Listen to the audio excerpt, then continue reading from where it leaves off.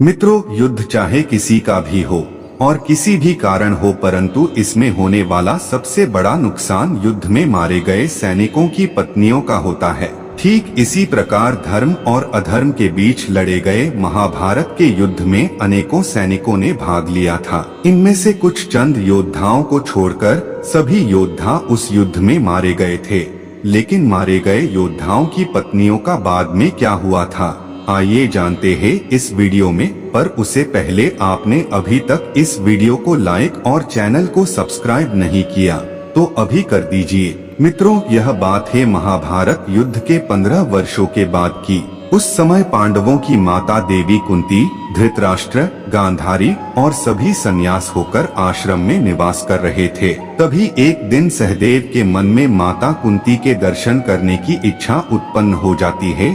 यह सुनकर सभी पांडवों ने वन जाने की तैयारियां शुरू कर दी। राजा युधिष्ठिर और पांडवों के साथ हस्तिनापुर की सारी जनता वन की ओर चल पड़ी थी और इनमें वह सभी विधवा महिलाएं भी थी जिनके पति महाभारत के युद्ध में मारे गए थे। और वह सभी लोग एक माह तक धृतराष्ट्र के आश्रम के आसपास ही रुके थे। एक बार पांडवों के पितामह ऋषि वेद व्यास जी धृतराष्ट्र के उस आश्रम में पांडवों से मिलने के लिए आए थे। तब उन्होंने देखा कि पांडवों सहित वह सभी हस्तिनापुर के वासी अपने बंधुओं और घर वालों के शौक में डूबे हुए हैं, जिन्होंने महाभारत के युद्ध में वीरगति पाई थी। यह देखकर वेदव्यास जी ने कहा कि मैं तुम्हें स्वर्ग या दूसरे लोकों में वास कर रहे बंधुओं और घर वालों से मिलवाऊंगा, तब तुम खुद ही उनसे मिलकर उनका हाल पता कर लेना।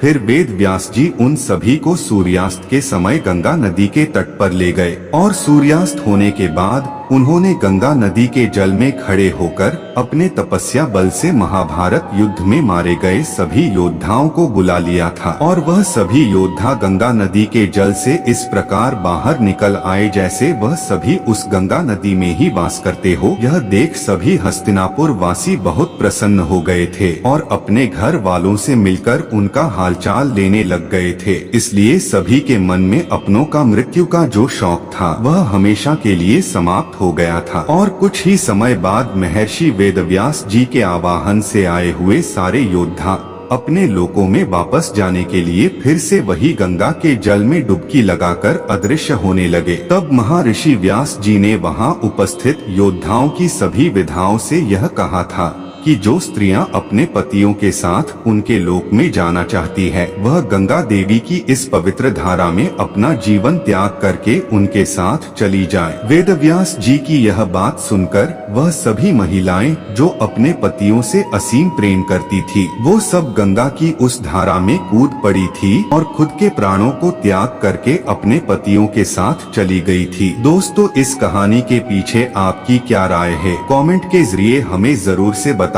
मिलते हैं किसी और वीडियो के साथ, तब तक के लिए जय श्री कृष्ण।